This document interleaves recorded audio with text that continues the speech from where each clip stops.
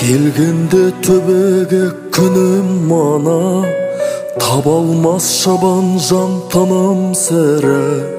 Күндердің көркемі ерекшесі, бауырлар бүгін жұма, бүгін жұма. Жердегі сіз біздей пенделердің Алладан сұрайды ең керегін.